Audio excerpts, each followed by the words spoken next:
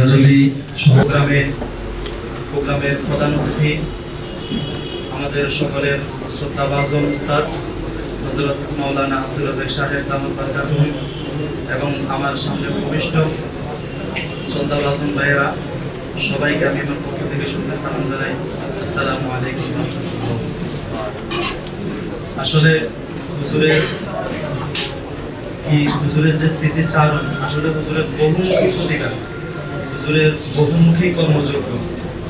এখানে সংক্ষেপে স্মৃতিচারণ করার সেই অবস্থা নেই। হুজুরকে যদি বলা হয় যে জ্ঞানের একটি বড় সমুদ্র হুজুর ধারণ করেন। আমাদের হুজুর বহুমুখী প্রতিভার অধিকারী। তিনি একাধারে লেখক, গবেষক এবং রাজনীতিবিদ সহ বহুমুখী প্রতিভা তার রয়েছে। হুজুর সম্পর্কে আমি যেটা বলবো, আমি সর্বপ্রথম হুজুরের নাম শুনেছি আমি অনেক ছোট থাকতে। তখন হুজুর নূরপুর মাদ্রাসায় শিক্ষকতা করত। আমি আমাদের ঘরে ছোট্ট একটা ক্যালেন্ডার, এই ক্যালেন্ডারের মাঝে একেবারে নিচে নাম লেখা ছিল মাওলানা আব্দুর রাজ্জাক। এরপর আমি ওই ক্যালেন্ডার থেকে সর্বপ্রথম হুজুরকে আমি চিনলাম। এরপরে আমার বড় ভাই নূরপুর মাদ্রাসায় ভর্তি হয়েছে। তার মাধ্যমে হুজুরের অনেক প্রশংসা, অনেক কথা শুনেছি, কিন্তু কখনো হুজুরকে তখনো দেখি নাই। এরপর অনেকদিন পরে একদিন নূরপুর মাদ্রাসায় আসছি। আসার পরে হুজুরকে দেখার সৌভাগ্য হলো। তো হুজুর আমাকে ব্যক্তিগতভাবে অনেক মহাব্বত করে। কি পরিমাণ মহাব্বত করে সেটা আমি জানি, হুজুর জানে।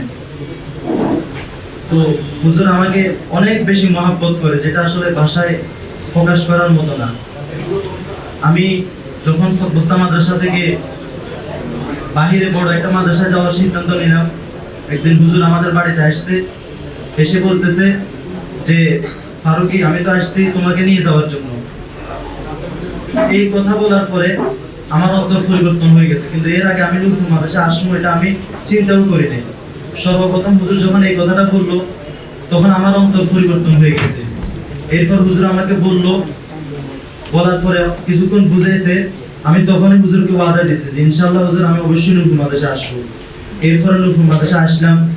আসার পরে হুজুর আমাকে অনেক মহব্বত করত, এবং কি বিভিন্ন জায়গায় যাওয়ার সময় হুজুর আমাকে সাথে করে নিয়ে যেত। এটা আমি মনে করি আমার অনেক বড় সৌভাগ্য। কারণ আমি হুজুরের সাথে খুব বেশি সময় ছিলাম না, একেবারে অল্প সময় ছিলাম, মাত্র 2.5 বছর ছিলাম। কিন্তু এই 2.5 বছর সময় আমি হুজুর থেকে এমন অনেক বিষয় শিখেছি, যেটা আমি আমার বিগত 20 বছরেও শিখতে পারি নাই। তো এই জন্য আমি সব সময় হুজুরের জন্য দোয়া করি এবং হুজুরের প্রতি আমি কৃতজ্ঞতা জানাই। এই বলে আমি আমার বক্তব্য শেষ করলাম। আসসালামু আলাইকুম ওয়া রাহমাতুল্লাহ।